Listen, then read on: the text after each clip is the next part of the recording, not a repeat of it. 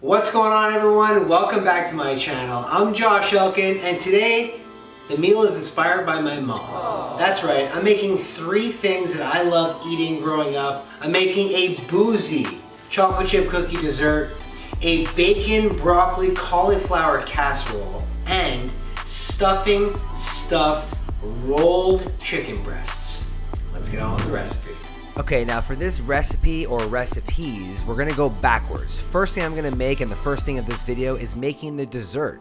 Now I know I said it's a Boozy dessert, but the truth is all I used was a little bit of Kahlua, and I was submerging the chocolate chip cookies in the Kahlua.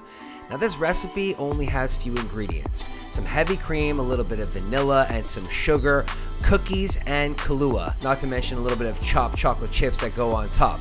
Now I'm using some Chips Ahoy pre-made chocolate chip cookies because those ones hold up best when submerging them in liquor like Kahlua. I'm also using this springform pan, which is amazing for this situation because then you get to open it up after it's cooled and see all the cool layers. First is a layer of the Boozy cookies, then some whipped cream, then some more cookies, more whipped cream, until I get to the top of the springform pan, and then I'm just gonna sprinkle on some chopped up chocolate chips.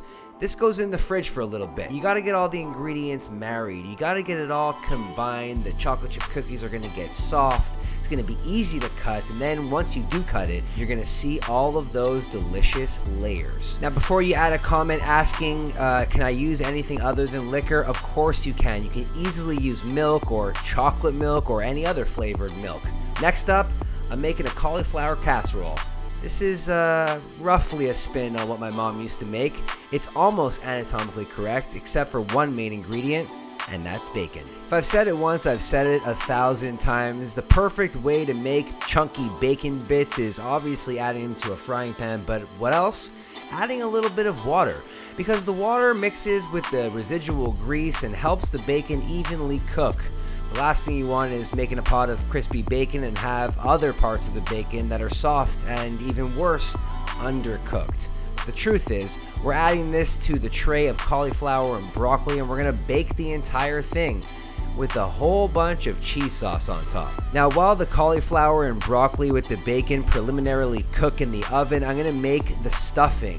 Now before you go on a tangent about me using pre-made stovetop stuffing, I'm trying to replicate the things that I grew up eating. And for this recipe, believe it or not, this type of stuffing works best. Now onto the cheese sauce. A little bit of butter, a little bit of all-purpose flour, and some milk.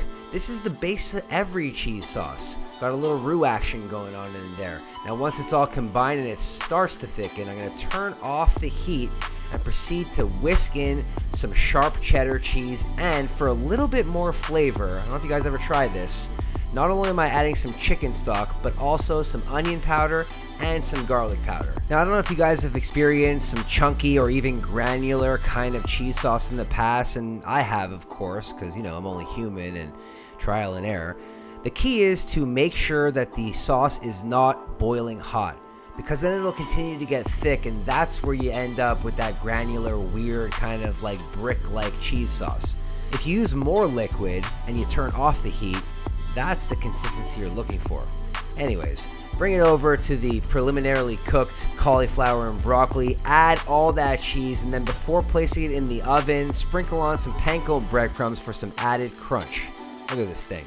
Doesn't that look so inviting? Like I want it right now as I'm recording this voiceover. Moving on to the chicken. Now in the past I've said that chicken breast is the lesser part of a chicken, and I stand by that, with the exception of something like this, because you can't really flatten out a thigh the same way you can flatten out a breast. The trick is to flatten this out and then take the pre-made stuffing, roll it all up to a point where it can all fit into a tray like so. Then you want to take some Italian salad dressing, cover the entire thing, and bake it until it's golden brown and crispy on top. Let it cool for a bit and then slice it into rounds. Whoa, here we go. Stuffed rolled chicken with a bacon broccoli cauliflower casserole. It's stuffed with stuffing, okay? Nothing really to write home about that. But the takeaway for the chicken is adding that zesty Italian salad dressing on top. It flavors the chicken, it sinks its way into the nooks and crannies of the stuffing and adds such a tang and such a delicious flavor. Yeah, this is bringing me back home. Now all of this would not be complete if I didn't make my mom's famous Kahlua infused chocolate chip cookie whipped cream dessert. It doesn't even have that many ingredients. Whipped cream, chocolate chip cookies, a liqueur of your choosing, in this case I'm using Kahlua, and chocolate chips. How easy is that? And if you make this, you're gonna be blown away with how delicious this easiness actually is. I bet you're asking yourself, yo Josh, where can I get the recipe? Have no fear.